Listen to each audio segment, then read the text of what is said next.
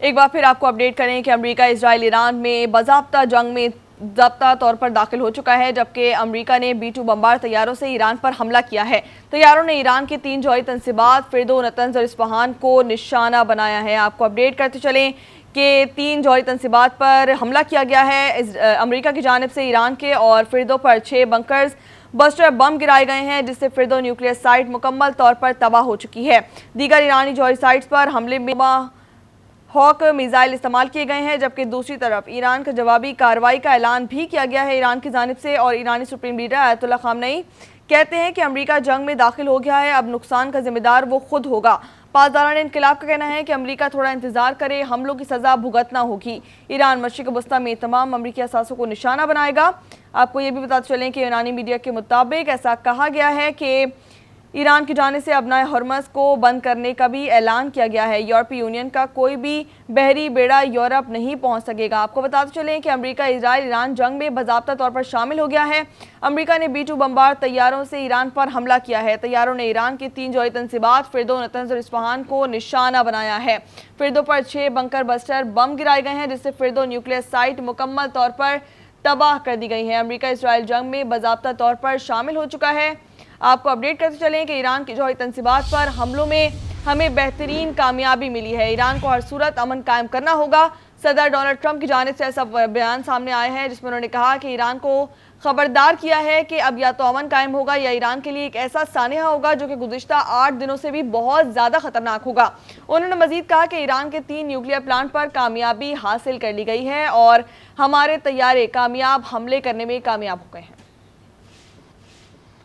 A short time ago, the U.S. military carried out massive precision strikes on the 3 key nuclear facilities in the Iranian regime: Fordo, Natanz, and Esfahan.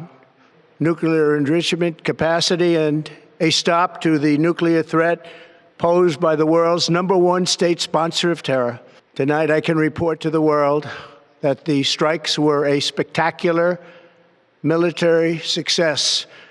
Iran's key nuclear enrichment facilities have been completely and totally obliterated. Iran, the bully of the Middle East, must now make peace. If they do not, future attacks will be far greater and a lot easier. And most importantly, I want to congratulate the great American patriots who flew those magnificent machines tonight, and all of the United States military on an operation the likes of which the world has not seen in many, many decades. Hopefully, we will no longer need their services in this capacity. I hope that's so. I also want to congratulate the chairman of the Joint Chiefs of Staff, General Dan Raisin Kane, spectacular general, and all of the brilliant military minds involved in this attack. With all of that being said, this cannot continue. There will be either peace or there will be tragedy for Iran far greater than we have witnessed over the last 8 days. Remember, there are many targets left. Tonight's was the most difficult of them all, by far, and perhaps the most lethal. But if peace does not come quickly, we will go after those other targets with precision, speed, and skill. Most of them can be taken out in a matter of minutes. There's no military in the world that could have done what we did tonight, not even close. There has never been a military that could do what took place just a little while ago. Tomorrow, General Kane, Secretary of Defense Pete Hegseth, will have a press conference at 8 a.m. at the Pentagon. And I want to just thank everybody, and in particular, God. I want to just say, we love you, God, and we love our great military. Protect them. God bless the Middle East. God bless Israel. And God bless America. Thank you very much. Thank you. Iran کی جوہری تنصیبات پر حملوں میں ہمیں بہترین کامیابی ملی ہے، ایسا کہنا تھا ڈونلڈ ٹرمپ کا۔ ایران کو ہر صورت امن قائم کرنا ہوگا، صدر ڈونلڈ ٹرمپ کا امریکی قوم سے خطاب۔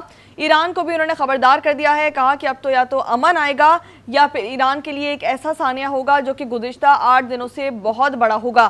انہوں نے مزید کہا کہ ایران کے 3 نیوکلیئر پلانٹ پر کامیابی سے حملہ مکمل کر لیا گیا ہے. ہمارے طیارے کامیاب حملہ کر کے باحفاظت واپس آ چکے ہیں. آپ کو اپڈیٹ کرتے چلیں عام خبر سے. امریکہ اسرائیل ایران جنگ میں باضابطہ طور پر شامل ہو چکا ہے.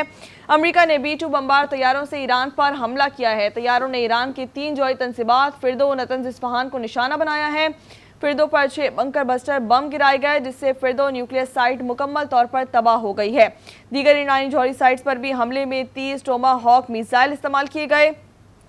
اور اسی کے ساتھ ساتھ دوسری جانب ایران کی جوابی کارروائی کا بھی اعلان کیا گیا ہے ایران کی جانب سے، جس میں ایرانی سپریم لیڈر کہتے ہیں کہ امریکہ جنگ میں داخل ہو گیا ہے اور اب اس کا نقصان کا ذمہ دار وہ خود ہوگا. پاسداران انقلاب کا کہنا ہے کہ امریکہ تھوڑا انتظار کرے، حملوں کی سزا اسے بھگتنا ہی پڑے گی. ایران مشرق وسطی میں تمام امریکی اثاثوں کو نشانہ بنائے گا. ایرانی میڈیا کے مطابق ایران کی جانب سے ابنائے ہرمز کو بند کرنے کا بھی اعلان کیا گیا ہے. یورپی یونین کا کوئی بھی بحری بیڑا یورپ نہیں پہنچ سکے گا. ابھی بات کر لیتے ہیں، طارق چودھری ہمارے ساتھ موجود ہیں. جی بتائیے گا کہ یہ حملہ کیا گیا ہے امریکہ کی جانب سے ایران پر، اور کہا یہ گیا ہے کہ 3 جگہوں کو 3 مقامات کو جو ہے نشانہ بنایا گیا ہے، لیکن آیت اللہ خامنئی کی جانب سے یہ بیان سامنے آیا ہے کہ جہاں پر حملہ کیا گیا ہے وہاں پہ کوئی مواد موجود نہیں تھا، وہ ہم نے خالی کر دی تھی تنصیبات. کیا کہیں گے آپ اس پہ؟ دیکھیں، آپ نے 3 باتیں پوچھی ہیں. ایک تو یہ بات کنفرم ہے، امریکی صدر اس کا اعلان کر چکے ہیں. اسرائیلی صدر بھی جوابی پریس کانفرنس کر کے ان کا شکریہ بھی ادا کر چکے ہیں، اعلان کر چکے ہیں کہ امریکہ نے باقاعدہ طور پر انٹرونشن کیا اور ایران پر حملہ کیا ہے، اور یہ حملہ ایران کی 3 ایٹمی تنصیبات پر کیا گیا ہے. تینوں کا نام لیا گیا، اصفہان ہے، اس کے علاوہ نتنز ہے، اور جو فرودا ہے اس پر حملہ کیا گیا ہے. اس کی تصدیق کر دی گئی ہے. لیکن اس میں ایک اہم بات یہ ہے کہ اب تک کی جو اطلاعات ہیں انٹرنیشنل میڈیا کے ذریعے، اس میں 2 باتیں کنفرم ہیں. ایک تو یہ ہے کہ ایران نے یہ ایٹمی تنصیبات جو ہیں وہ پہلے ہی خالی کر دی تھی اور اس میں کسی قسم کی ایکٹیویٹی نہیں ہو رہی تھی. خاص طور پر کسی قسم کا کوئی ایسا مادہ موجود نہیں تھا جو کہ تابکاری پھیلائے یا ریڈیشن پھیلائے، یا جس کے نتیجے میں ایران کا جو پرامن ایٹمی انرجی کا حصول کا پروگرام ہے وہ متاثر ہو، اور نہ ہی وہاں کسی قسم کے کوئی ماہرین یا سائنٹسٹ موجود تھے. ایک اور اہم ڈیولپمنٹ اس حوالے سے یہ ہے کہ جو اب تک کی کچھ تصاویر یا کچھ امیجز آئے ہیں، کچھ تفصیلات آئی ہیں، اس کے مطابق یہ حملہ بھی جو کیا گیا ہے اس سے جو داخلی اس کے پوائنٹس تھے ان تنصیبات کے، ان کو ہٹ کیا گیا ہے یا وہ ہٹ ہوئی ہیں. جو باقاعدہ انسٹالیشن جہاں اندر تھی وہاں تک شاید نہیں پہنچ سکے. یہ اطلاعات انٹرنیشنل میڈیا کے ذریعے آ رہی ہیں. اب تیسرا اس کا اہم پہلو یہ ہے کہ خامنئی صاحب نے بھی تصدیق کر دی ہے کہ جو وہ تنصیبات تھیں اس کو خالی کر دیا گیا تھا. تو اب آگے دیکھنا یہ ہے کہ اب ایران کی طرف سے کیا ری ایکشن سامنے آتا ہے. ایران کیا کیا ممکنہ طور پر جوابی اقدامات کر سکتا ہے، کس طرح ریٹیلیٹ کر سکتا ہے. اگر انہوں نے یہ فیصلہ کر لیا تو اور یقیناً ایران اگر ریٹیلیٹ کرے گا تو یہ جنگی صورتحال انتہائی خطرناک ہو جائے گی. ڈیفینیٹلی نہ صرف خطرناک ہو جائے گی بلکہ ایسے مقامات موجود ہیں مڈل ایسٹ میں اور مڈل ایسٹ کے گرد و نواح میں. ایران سے جغرافیائی طور پر 2 سے 3 ہزار کلومیٹر یا تھوڑا زیادہ فاصلے تک 8-10 ایسی تنصیبات یا ایسی فیسلٹیز موجود ہیں جہاں یا تو امریکہ کے ایئر بیسز ہیں یا اس کی پریزنس موجود ہے، یا ایسے مقامات ہیں جہاں پر امریکی فوجی موجود ہیں، اس کے ماہرین موجود ہیں. قطر میں اس کی سینٹرل کمان ہے جو کہ اس پورے ریجن کو کنٹرول کرتی ہے. بحرین میں اس کی انسٹالیشن ہے، اس کے علاوہ کویت میں ہے، اردن میں اس کی انسٹالیشن موجود ہیں. جو گریک سائپرس ہے وہاں پر اس کی انسٹالیشن موجود ہیں. عراق میں اس کے ایسے بہت سے فوجی اور اس کے بیسز موجود ہیں. پھر جو ڈیگو گارشیا کا جو آئی لینڈ ہے وہ بھی کچھ 2000 سے 2500 کلومیٹر دور ہے جو برطانیہ اور امریکہ کے جوائنٹ کنٹرول میں. تو ایسے بہت سے ایشوز، ایسے بہت سے نشانے اہداف ہیں جن پر اگر ایران نے فیصلہ کر لیا تو وہ امریکہ کو نقصان پہنچا سکتا ہے. پھر اس کے علاوہ سب سے بڑی اہم بات وہ امریکہ ایران کی جو پریزنس ہے، ایران کا جو جغرافیہ ہے وہ ہے. ایران کے کنٹرول میں جو اپنا ہرمز ہے وہ بڑا اہم پوائنٹ ہے، اور دنیا کی 20% جو تجارت ہے آئل اور اس کے دیگر متعلقہ اشیاء کی وہ اسی اسٹیٹ آف ہرمز سے گزرتی ہے. اور اگر اس کا بلاکٹ ایران نے کر دیا یا اس کا فیصلہ کر لیا تو یقینی طور پر ایک اور بہت بڑا کرائسس ہوگا. اور ایران کے پاس ایسی کیپیبلٹی موجود ہے کہ وہ اس ابنائے ہرمز سے گزرنے والی جو تجارتی جہاز ہیں، جو آئل ٹینکرز ہیں، جو دیگر نقل و حمل ہے، اس کو روک دے اور اس کو ہالٹ کر دے. اس کا نتیجہ بھی یقینی طور پر جو ورلڈ اکانومی ہے اس کے حوالے سے بڑا سنگین اور بڑا ہی کرٹیکل ہوگا۔ بالکل، صدر ٹرمپ کی جانب سے یہ امن کا بیان سامنے آ رہا ہے کہ بھئی امن چاہتے ہیں، تو اس طرح دوسرے ممالک پہ حملے کر کے، ان کی جوہری تنصیبات پر حملے کر کے کیسے امن لایا جا سکتا ہے؟ جی یہ تو امن نہیں ہوتا، امن تو توقع کی جا رہی تھی کہ 2 روز پہلے امریکی لیڈرشپ نے یہ فیصلہ کیا تھا اور پھر اس کو باقاعدہ تصدیق کی۔ ترجمان جو تھے وائٹ ہاؤس کے، انہوں نے بھی کہا کہ 2 ہفتے کے لیے امریکہ جو ہے اس معاملے میں انوالو نہیں ہوگا اور بلکہ کوشش کرے گا کہ مذاکرات پر لایا جائے، مذاکرات کی ٹیبل پر لایا جائے۔